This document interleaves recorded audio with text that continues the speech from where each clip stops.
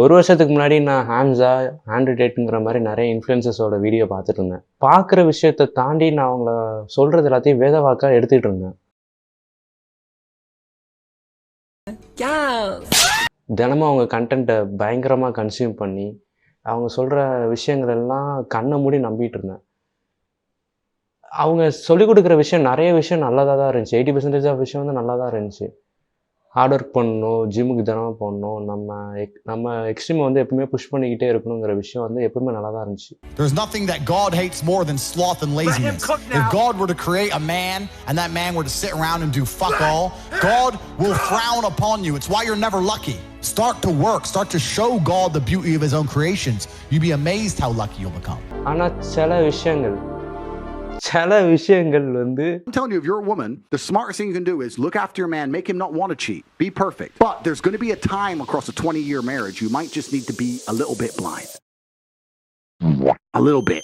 Just a tiny bit, just don't look at his phone. ரொம்பவே முட்டாள்தனமான மூட நம்பிக்கையா இருந்துச்சு. இப்போ லைஃப்ல முன்னேறதுக்கோ இல்லை பிஸ்னஸில் முன்னேறதுக்கோ நமக்கு 3 விஷயம் தேவைப்படுது.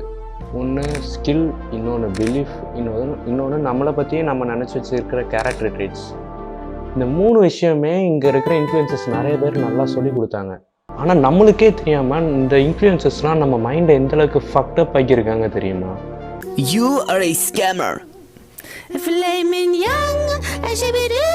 அவங்க சொல்லிக் கொடுத்த ஸ்கில்ஸ் எல்லாமே நல்ல விஷயங்கள் தான். அவங்க சொல்லிக் கொடுத்த ஸ்கில்லை தாண்டி அவங்க நமக்கு புகுத்தின பிலீஃப் சிஸ்டம் இருக்குல்ல, அங்கே தான் பயங்கரமான பிரச்சனையே இருக்குது. நான் மனசு வச்சாதான் என்ன யூஸ் பண்ண முடியும்.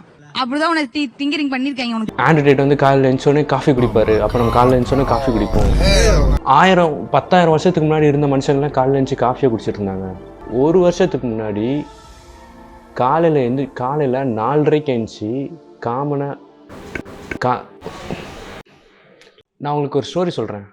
போன வருஷம் தினமும் காலையில் 4:30க்கு எழுந்துச்சு 15 மினிட்ஸ் மெடிடேட் பண்ணி, 1/2 hour ஜேர்னல் பண்ணி, அதுக்கப்புறம் புக் ரீட் பண்ணி, அதுக்கப்புறம் 8 o'clock வரைக்கும் ஜிம்மில் ஒர்க் அவுட் போட்டு இப்படி தான் என் மார்னிங் ரொட்டீன் ஆரம்பிச்சது.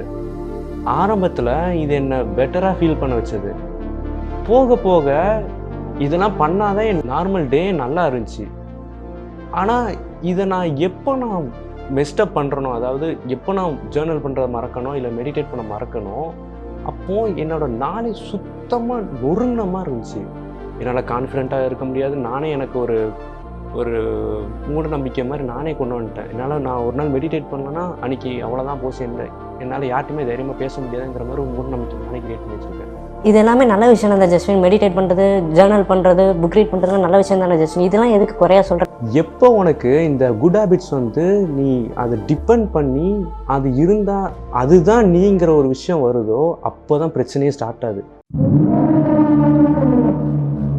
நீ க்ரோ ஆகிறதுக்கு உன் அடையாளமும் நீ வளர்கிறதுக்கு சம்மந்தமாக தான் இருக்கணும்.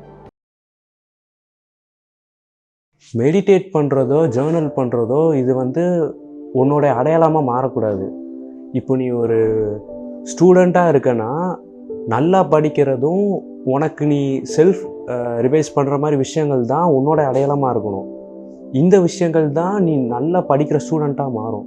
அந்த நேரம் உட்காந்து சம்மந்தமே இல்லாத புக்ஸ் வாசிக்கிறதோ இல்லை ஜேர்னல் பண்ணுறதோ இல்லை ஒரு 1/2 hour ஒவ்வொரு நாளும் 1/2 hour உட்காந்து நீ மெடிடேட் பண்ணுற நேரத்தில் நீ நேற்று நடந்த கிளாஸில் நடந்த நோட்ஸ் எடுத்து பார்க்குறதோ இல்லை அடுத்த நாள் டெஸ்ட்டுக்கு வர்றதுக்கு ப்ரிப்பேர் பண்ணுறதுக்கு அந்த 1/2 hour கொடுத்தனா எந்த அளவுக்கு டைம் நீ ப்ரொடக்டிவாக யூஸ் பண்ணுற பாரு.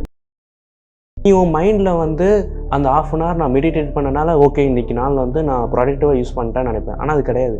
நீ கொடுக்குற அந்த மார்னிங் ரொட்டீனில் டயர்டாகி அடுத்த ஒர்க்கே பண்ணுறதுக்கு உனக்கு டயர்டாகி நான்லாம் காலையில் நிறைய நாள் வந்து அந்த மார்னிங் ரொட்டீன் முடிச்சுட்டு டயர்டாகி தூங்கிட்டு அதுக்கப்புறம் மத்தியானம் லஞ்சுக்கு தான் எழுந்திப்பேன். இப்படி நடக்கிற விஷயங்கள் உன்னுடைய ப்ரொடக்டிவிட்டியும் பாதிக்குது. நீ எப்போ அதை பண்ண தவறியோ உன் மென்டல் ஹெல்த்தையும் அதை பாதிக்குது. நீ எப்போ அதை பண்ண தவறி இப்போ ஹாம்ஸாலாம் எடுத்திங்கன்னா லூசர்ஸ் தான் மெடிடேட் பண்ண மாட்டாங்க, லூசர்ஸ் தான் ஜேர்னல் பண்ண மாட்டாங்க. நீ ஒரு நாள் மெடிடேட் பண்ணாமல் விட்டானா ஓகே அப்போ நம்ம லூசரா? அவன் ஒரு கேரக்டர் வச்சுருப்பான். என்னது ஜெஃப்ரிங்கிற கேரக்டர் வச்சு ஜெஃப்ரி அடானஸ்ன்னு கேரக்டர் க்ரியேட் பண்ணி வச்சுருப்பான். நீ அடானஸ்ன்னு சொல்லிட்டு இந்த கேரக்டர் ஆகிறதுக்கு ட்ரை பண்ணிகிட்டே இருக்கிற. ஆனால் நீ மிஸ் பண்ணுற கேரக்டர் ட்ரேட்ஸ் எல்லாமே ஜெஃப்ரியை டிஃபைன் பண்ண உடனே நம்ம ஜெஃப்ரியான்னு சொல்லிட்டு நான் ஒரு கான்ஃபிடென்ட் இல்லாத ஒரு பர்சன்ட்டு எனக்கு இப்போ சொல்கிறதுக்கே ஒரு மாதிரி இருக்குது. நான் கான்ஃபிடென்ட் இல்லாத ஒரு பர்சனு, நான் வந்து ரொம்ப சீக்கிரமாக கோவப்பட்டுருவேன், நான் வந்து எதுலேயுமே நீட்டாக இருக்க மாட்டேன், என்னால் நான் டிசிப்ளினாகவே இருக்க மாட்டேங்கிற மாதிரி கேரக்டர் ட்ரேட்ஸ் வந்து ஒன்று நீ டிஸ்பிலிஃப் மாதிரி கொண்டு வந்து வச்சுக்கிற. எந்த அளவுக்கு இது பிரச்சனையாக கொண்டு போய் முடியுது தெரியுதா? இந்த மாதிரி விஷயங்கள் வந்து உன் க்ரோத்துக்கு ஹெல்ப் பண்ணணும்னு நினைக்கிறியா? முடியாதுல்ல. உன் க்ரோத்துக்கு என்னெல்லாம் தேவையோ அதுக்கேற்ற விஷயங்கள்லாம் உனக்கு கேரக்டர் ட்ரேட்ஸாக வச்சுக்கோ. அதுக்கேற்ற விஷயங்கள்லாம் உன் பிலீஃப் சிஸ்டமாக வச்சுக்கோ. 2 ஸ்டூடெண்ட்ஸ் இருக்காங்க. ஒருத்தன் காலையில் 4:30க்கு எழுந்துச்சி படிக்க தொடங்கி 4:30 to 7:30 வரைக்கும் படிக்கிறான். இன்னொரு ஸ்டூடெண்ட் வந்து காலையில் 4:30க்கு எழுந்துச்சி 4:30 to 5:30 மெடிடேஷனு, 5:30 to 6:30 ஜேர்னலிங்கு, 6:30 to 7:30 புக் ரீடிங்னு சொல்லிட்டு இருக்கான். இந்த 2 பேரில் யார் ப்ரொடக்டிவாக போயிருக்காங்கன்னு நினைக்கிறீங்க? உங்களுக்கு புரியுதுன்னு நினைக்கிறேன். எனக்கு ராக்கி 4 மூவி தான் இப்போ ஞாபகம் வருது. கடைசி ஃபைட்டில் ராக்கியும் டிராகோக்கும் ஃபைட் வரும்போது டிராகோக்கு அவ்வளோ ஃபெசிலிட்டிஸ் அண்ட் டெக்னாலஜிஸ் இருக்கும். ஆனால் ராக்கிக்கு அதெல்லாம் தேவைப்பட்டிருக்காது. அவன் ஒரு காட்டுக்குள்ளே மரத்தை வெட்டி ஒர்க் அவுட் பண்ணி டிராகோவை தோக்கடிச்சிருப்பான். இப்போ மார்னிங் ரொட்டீன் லேக் ஆகும்போது நீயே சொல்லிக்கிற அந்த பனிஷ்மெண்ட்டான விஷயங்கள்லாம் உன்னை ரொம்ப வீக்கெண்ட் பண்ணிக்கிட்டு இருக்கு. முதல்ல நீ யாருங்கிற விஷயம் தெரியணும். 2வது உன்னை பற்றி நீ மற்றவங்ககிட்ட சொல்கிற விஷயம் என்னன்னு கிளியராக உனக்கு தெரியணும். இந்த விஷயங்கள் தான் நீ வாழ்க்கையில் சக்ஸஸ் ஆகிறதுக்கு ஹெல்ப் பண்ணும்.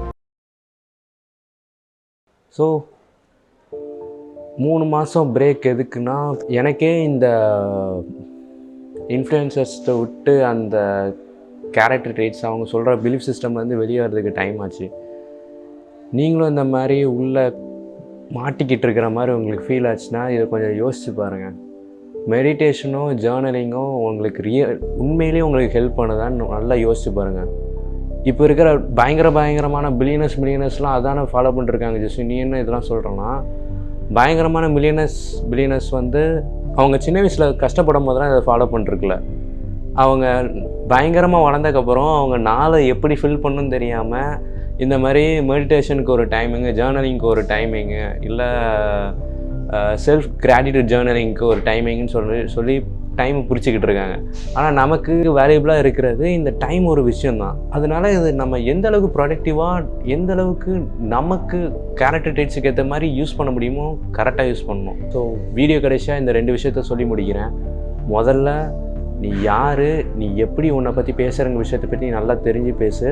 2வது நீ ஃபாலோ பண்ணுற உன்னுடைய மார்னிங் ரொட்டீன்ஸ் இல்லை ரிலீஜியஸ் ரொட்டீன்ஸ் வந்து எப்படிப்பட்டது, அது ஏதாவது ஒரு விதத்தில் அஃபெக்ட் பண்ணுதான்னு சொல்லிட்டு நல்லா கவனிச்சுப்பார். So ya, have bigger goals, work for it.